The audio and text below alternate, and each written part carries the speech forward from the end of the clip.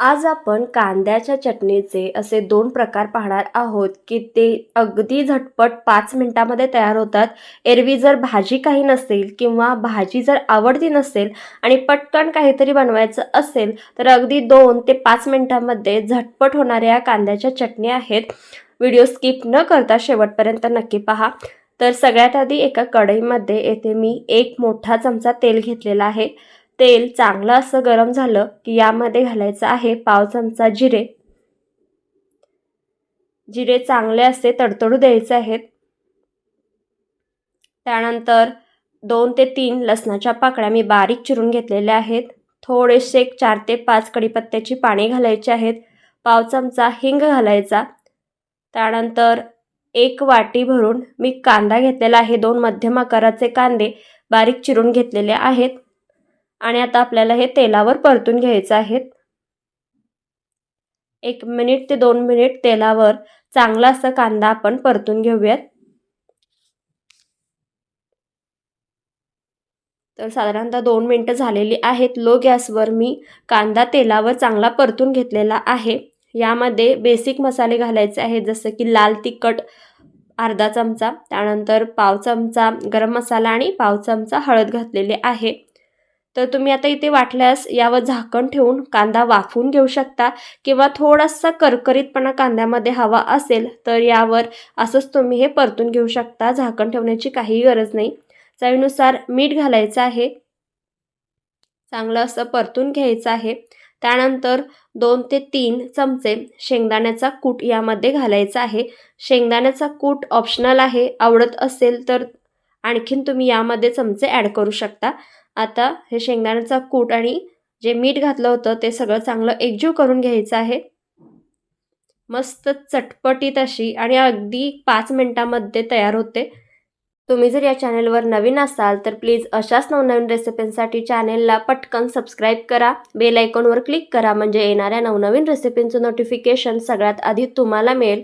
यामध्ये आता चिमूटभर मी चाट मसाला वापरलेला आहे. तुम्ही लिंबाचा रससुद्धा वापरू शकता आणि 2 मध्यम आकाराचे पापड उडदाचे ते मी भाजून घेतलेले आहेत. ते थोडेसे तुकडे करून घेतलेले आहेत, ते घालायचे आहेत.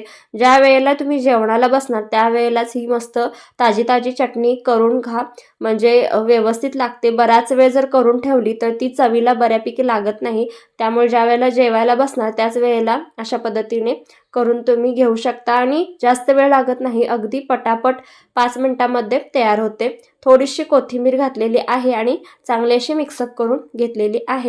चपातीसोबत किंवा भाकरीसोबत खूपच अप्रतिम लागते. नक्की ट्राय करून पहा. याला कांदा पापडाची चटणी म्हटली जाते किंवा याला पापडाचा खुडा देखील म्हटला जातो आणि खूप मस्त अशी चटपटीत आणि चविष्ट लागते. नक्की ट्राय करून पहा.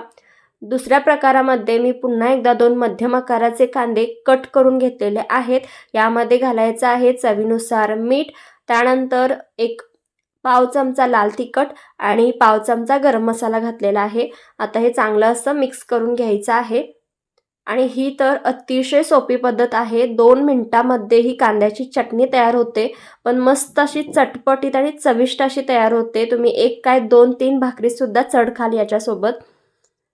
थोडीशी कोथिंबीर घातलेली आहे. त्यानंतर हलकासा लिंबाचा रस घालायचा आहे. लिंबाच्या रसाच्या ऐवजी तुम्ही चाट मसालासुद्धा वापरू शकता. आता हे चांगलं असं मिक्स करून घ्यायचं आहे.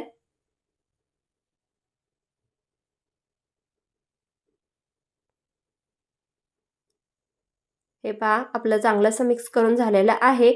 आता 1 चमचाभर तेल मी चांगलं असं गरम करून घेतलेलं आहे. यामध्येच घालायचं आहे पाव चमचा जिरे आणि पाव चमचा हिंग. जिरे चांगले असे तडतडले की ही गरमागरम फोडणी यावर घालून द्यायची आहे आणि हे सगळं चांगलं मिक्स करून घ्यायचं आहे. आणि इथे पहा अगदी 2 मिनिटांमध्ये झटपट होणारी ही कांद्याची चटणी तयार आहे. सिंहगडावर ही कांद्याची चटणी फेमस आहे. अगदी 2 मिनिटांमध्ये तयार होते. एखाद्या वेळेस जर भाजी घरामध्ये शिल्लक नसेल किंवा जर भाजी आवडती नसेल तर अगदी 2 मिनिटांमध्ये किंवा 5 मिनिटांमध्ये झटपट होणाऱ्या या आपल्या कांद्याच्या चटणी तयार झालेली आहे.